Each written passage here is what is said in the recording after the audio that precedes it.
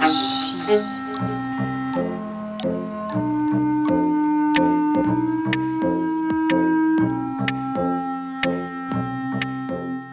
Bonjour et bienvenue dans Archi-Urbain, l'émission qui vous parle d'architecture et d'urbanisme. Au menu de cette émission, je vous emmène à Romsey. C'est une commune près de Liège pour y découvrir une maison un peu particulière en compagnie de son concepteur Pascal Edeline et de l'architecte Martine Labbé que nous retrouvons directement.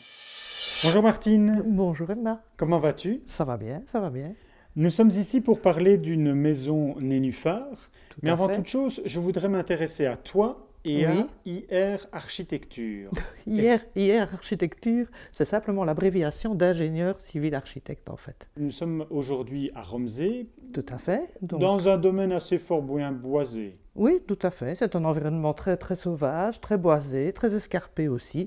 C'est vrai, le terrain est fort en pente. Oui. Et donc quand tu as découvert ce terrain, quelle était la demande du client? La demande de client, déjà il était particulièrement intéressé par le type de construction géodésique en question. Donc Oui. c'est souvent d'ailleurs la démarche de ce genre de client, c'est-à-dire qu'au départ la forme et la particularité de cette construction les intéressent au premier chef. Donc ils viennent me trouver ou ils viennent trouver l'entrepreneur pour avoir ce genre de bâtiment. Et alors après, à moi de composer avec les différentes formes géométriques possible avec le programme du client pour pouvoir créer quelque chose qui leur convienne le mieux possible et qui convienne le mieux possible à l'environnement dans lequel ça doit être construit. Bon, écoute Martine, moi je n'ai rien compris à ta forme géodésique, donc je te propose qu'on aille tout de suite voir l'entrepreneur qui s'appelle comment? Qui s'appelle Pascal Edeline. Allons voir Pascal pour lui demander ce que c'est C'est cette une forme géodésique. Pascal, bonjour. Bonjour. Tu vas bien? Très bien. Bon, il ne fait pas très beau aujourd'hui, hein. Ben non, nous avons eu quelques belles journées pourtant précédemment, mais voilà. Bon, alors nous allons parler de ton concept parce que c'est un concept de maison nénuphar. Oui, exactement. Voilà. Donc je lui ai donné le nom de nénuphar parce que, donc, en somme, il s'agit de structures géodésiques et j'ai trouvé qu'il y avait un apparent géodésique. Oui. Donc géodésique, c'est-à-dire une décomposition de la sphère en prisme. Donc on part d'une sphère et on la décompose en une série de facettes. D'accord. Voilà. C'est pour ça qu'on a des morceaux de losange derrière nous. Tout à fait. Tu dis que c'est une décomposition parfaite et structurante. Ça veut dire que ça va mieux tenir le bâtiment? Disons que ça lui donne des propriétés au niveau de sa performance, au niveau de sa structure. Donc les structures géodésiques ont la particularité d'avoir donc une espèce de charpente externe finalement, de ne pas avoir d'éléments porteurs à l'intérieur de la structure, donc de dégager de manière complète l'espace de vie à l'intérieur. Mais alors c'est quelque chose que tu as inventé?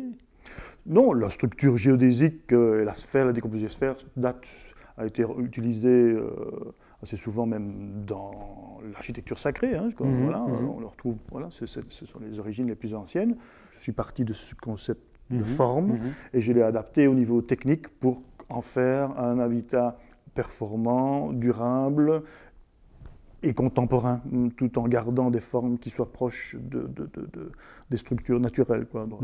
Dans ce que tu viens de dire, j'ai retenu durable. Ça veut dire qu'on est dans un bâtiment basse énergie ou oui, comment... tout à fait. Oui. Très basse énergie. Même, et d'ailleurs. comment ça se fait? C'est parce qu'il y a une ossature particulière dans le bâtiment? Déjà, l'ossature bois, on sait déjà que maintenant... Toutes les habitations sont faites en ossature bois? Toutes les habitations sont faites en ossature bois, oui, tout à fait. Donc déjà, de par l'utilisation de l'ossature bois, on a déjà beaucoup moins de contraintes au niveau de tout ce qui est pont thermique, etc. On a une meilleure performance énergétique, donc ça c'est clair. Et aussi au niveau dispersion énergétique par les toitures, les pans de toiture, les pignons, etc. Ici on a une forme ronde qui se profile bien au niveau aérodynamique, donc on a beaucoup moins d'échanges thermiques. C'est ça. On voit qu'il y a une toiture verte. Ça aussi, ça participe à l'économie d'énergie? Ça participe. Alors il ne faut pas le considérer comme étant en isolant. Parfois, il y a des gens qui considèrent comme la toiture verte comme étant quelque chose d'isolant. Non, on ne peut pas le considérer que ça n'a pas une valeur isolante. Et quoi alors ici, c'est juste pour le look? Non, oui, bon, c'est effectivement pour le look, c'est aussi pour protéger l'étanchéité des ultraviolets, hein, parce que comme tu le sais, tout ce qui altère les matériaux, ce sont les ultraviolets. Par contre, la plante s'en nourrit, donc c'est quand même assez intéressant. Ça ramène bien entendu de la biodiversité dans l'espace, hein, dans l'habitat. Des araignées dans la maison. Elles restent bien dedans. Elles restent dedans. Ben oui, elles ont plus à manger dehors que dedans. Ceci dit, les araignées à l'intérieur, c'est très bénéfique pour l'habitat aussi. C'est vrai, j'en ai chez moi. Oui, oui, hein. J'ai une maison extrêmement saine. Vas-y. Et aussi, c'est un très bon isolant, par contre, au niveau acoustique. On voit qu'il y a un bardage en bois pour terminer les façades. C'est comme ça dans toutes tes constructions? Principalement, oui. Principalement, ça veut dire qu'on peut mettre de la brique ou autre chose ou... La brique, ce n'est pas très heureux, je pense, par rapport à ce type de forme-là. Hein, on va le comprendre assez aisément. Ce qu'on utilise parfois aussi, ce sont des pierres reconstituées collées. Là, parfois, ça peut bien donner. Ou faire une mixité, hein, donc de bois, de pierre. Et puis, pourquoi pas la brique pour ceux qui aiment la brique. Hein. Moi, je ne suis pas un fan de la brique, mais bon, voilà, quoi, chacun ses goûts à ce niveau-là. Et on voit que cette maison est construite quand même en bordure de forêt, on est quand même dans quelque chose qui est très très vert, elle se fond complètement dans la nature. Est-ce que dans tes 50 maisons, tu as construit ça aussi en pleine ville ou est-ce que généralement on est dans le même cas d'espèce?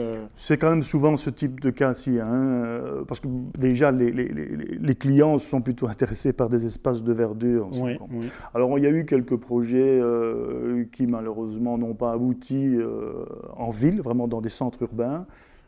Bon, bah écoute Pascal, moi je te propose que nous allions retrouver Martine qui va expliquer comment elle a aménagé ton ossature. Ok, bonne idée. Allons-y. Donc Martine, est-ce que ce genre d'habitat, c'est le genre d'habitation que tu construis le plus régulièrement? Quelle est l'architecture d'IR Architecture? d'IR Architecture, qui n'est pas nécessairement le nom de ma société, mais le type de construction que je fais généralement, disons que je privilégie les matériaux authentiques et que je privilégie en particulier les ossatures bois dans la mesure du possible et dans la mesure où la demande du client va dans ce sens pour les performances énergétiques. Alors, je suis très attaché au bardage bois, je suis très attaché aux matériaux naturels tels que la pierre naturelle. Donc, j'ai pas mal de références dans tout autre domaine, je vais dire, où c'est la maçonnerie en moellon et traditionnelle. Mais c'est principalement de l'habitat que tu fais ou des bureaux ou de la collectivité? Je fais principalement de l'habitat, j'ai déjà fait aussi des applications commerciales, je fais aussi des immeubles à appartements, donc j'ai d'autres types de projets, quoi. On a une maison un peu particulière, enfin moi que je trouve un peu particulière ici. Oui. On a quoi? 2 modules l'un à côté de l'autre? Alors on a en fait un module plus ce que j'appelle un demi-module, mais c'est vrai que c'est donc en fait on fait ce qu'on veut, on met autant de modules que l'on veut, même des moitiés? Ils sont associables, oui, tout à fait. On ne peut pas nécessairement couper le module exactement comme on veut, parce que compte tenu de la structure autoportante de la toiture, il faut quand même respecter évidemment les descentes de charge. Mais ça permet effectivement d'ouvrir un peu plus la structure, comme c'est le cas dans le volume dans lequel nous sommes, puisque la structure, je vais dire, en coupant, je vais dire, une géode en deux, ben, ça permet de faire une grande ouverture comme celle qu'on peut voir derrière nous, si on peut la voir. Ben, on la voit bien, je pense. Mais alors, du coup, on a vu la baie sur le toit. Et donc ce qu'on appelle l'étoile zénitale, oui, tout à fait. L'étoile zénitale. Il y a combien de faces à cette maison, en fait? Alors, un module comme celui-ci comporte 8 faces. Oui. Et il existe aussi des modules 10 faces et des modules 12 faces. Mais donc, c'est la même chose. Et donc, on recompose la structure, je veux dire. Oui. Mais alors, après la structure, comment est-ce que toi, tu vas habiller ces structures? On peut faire ce qu'on veut, c'est vraiment un modèle nu. Et puis toi, par rapport à la demande du client, tu vas composer des chambres, des cuisines, etc. Exactement, oui, tout à fait, en fonction du programme. Ici, on est dans un programme, je vais dire, relativement light par rapport au volume proposé, puisqu'en fait, il y avait à l'étage une seule chambre ouverte, prévue ouverte, avec en mezzanine ici sur le salon, une petite salle de bain attenante, mais également ouverte, un dressing. Et il y a une seconde chambre d'amis et une seconde salle de bain. Alors toi, par rapport à cette structure, comment est-ce que tu fais? Comment est-ce que tu composes par rapport aux clients?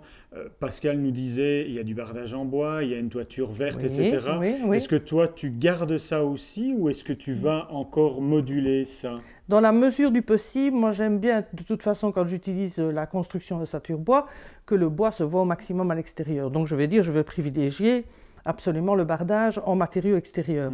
Après, pour ce qui est de la composition intérieure du bâtiment, ça fait appel, comme je disais, au programme et en fonction des goûts aussi des clients et en fonction de l'environnement. Je vais dire, tout ça doit être mixé. Je veux dire, comme dans toute composition architecturale, c'est toujours un mix entre les contraintes du terrain, de l'orientation, le programme du client et je vais dire, c'est en fonction de ça qu'on évolue ensemble pour avoir, je vais dire, un résultat optimal par rapport aux desiderata de son client, quoi.